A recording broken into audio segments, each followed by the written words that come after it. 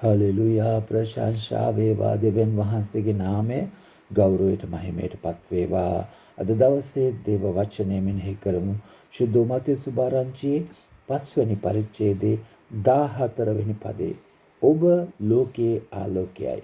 Hallelujah. උන්වහන්සේගේ වචනය දවසේ ඊටමත් වැදගත් දෙයක් අද දවසේ උන්වහන්සේ කියනවා. මොකක්ද කියන්නේ? ඔබ ලෝකයේ ආලෝකයයි. යේසුස් වහන්සේ කිව්වා අපි තමයි ලෝකයේ ආලෝකය. මොකක්ද මෙතනින් උන්වහන්සේ අර්ථ ගන්වන්නේ? යේසුස් වහන්සේට අවශ්‍යයි අපගේ ජීවිතය තුළින් ආලෝකයක් මේ ලෝකයට ලබා දෙන්න. මොකක්ද ඒ ආලෝකය? යේසුස් වහන්සේගේ ආලෝකය. යේසුස් වහන්සේගේ ආලෝකය කියන්නේ මොකක්ද?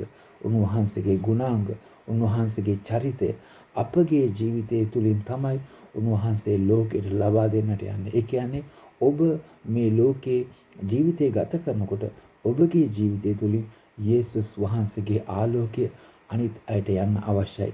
ඒ කියන්නේ මොකක්ද? ඔබගේ ජීවිතය තුළින් ඔබගේ චරිතය නෙවෙයි, ඔබගේ යහපත් ගුණධර්ම නෙවෙයි, යේසුස් වහන්සේගේ චරිතය, උන්වහන්සේගේ යහපත් ගුණධර්ම මේ ලෝකයට ගමන් කළ යුතුයි. ඒ සඳහා ඔබ මොකක්ද කරන්න ඕන? ඔබ කළ යුත්තේ ඔබ යේසුස් වහන්සේව අනුගමනය කිරීමයි. උන්වහන්සේව අනුගමනය කරනකොට මොකද වෙන්නේ? ඔබගේ ජීවිතයෙන් අනිත් අයට දිස් වෙන්නේ උන්වහන්සේගේ ගුණාංග, උන්වහන්සේගේ චරිතය. එවිට මොකද වෙන්නේ? මිනිසයන්ට ලැබෙන්නේ ඔබ තුලින් උන්වහන්සේගේ ආලෝකය. හලෙලුයා. ඒකට තමයි උන්වහන්සේ අපි හැම කෙනෙක්වම උන්වහන්සේ තුලට කැඳවා ගත්තේ.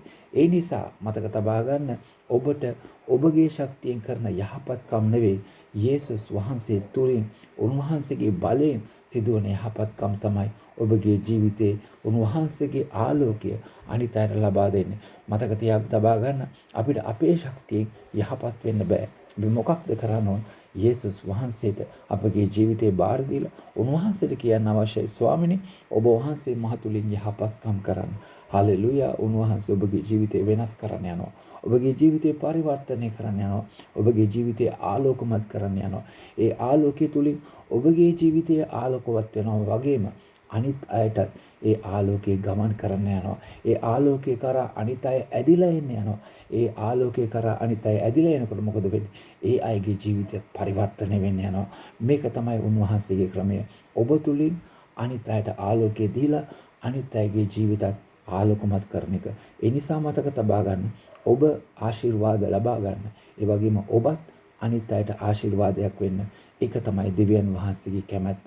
අපි යාඥා කරමු. ආදරණීය පියාණන්, ඔබට ස්තුති කරනවා ඔබ වහන්සේගේ මේ වචන නිසා. ස්වාමිනේ, මේ වචනේ ආකාරයට ස්වාමිනේ ඔබ වහන්සේ අපිව ආලෝකයක් ලෙස භාවිතා කරන ස්වාමිනේ, අපේ ජීවිතය වෙනස් කරන්න, පරිවර්තනය කරන්න. ඒ තුලින් ස්වාමිනේ අනිත් අයගේ ජීවිතවලට ආලෝකය ගමන්ය කරන්න උපකාර කරන්න. ඒ වගේම අනිත් අයගේ ජීවිතත් අප තුලින් ආලෝකමත් කරන්න ඔබ වහන්සේ යේසුස් වහන්සේගේ අනුග්‍රහ ජීවමානව බලවන්ත වූ නාමයෙන් ඉල්ලනවා. මා යාඥා කරනවා පියාණන්, මේ වචන අසන සියලු දෙනා, ඔවුන්ගේ පවුල්වල සියලු දෙනා අද දවසේ සියලු අනතුරු වලින්, සියලු ආබාධ වලින්, සියලු ලෙඩ රෝග වලින් ආරක්ෂා කරන්න. ඔවුන්ට ආශිර්වාද කරන්න. ඔවුන්ට මඟ පෙන්වන්න. ඔවුන්ගේ සියලු කටයුතු ඔබ වහන්සේ සාර්ථක කර දෙන්න. ඔවුන්ට ජය, සතුට, ප්‍රීතිය ඔබ වහන්සේ ලබා දෙන්න. යේසුස් වහන්සේගේ බලවන්ත වූ ජීවමානව නාමයෙන් ඉල්ලනවා. ආමේන්. ඔබ සැමට ජේසු පිහිටයි. ජයග්‍රාහී දවසක්.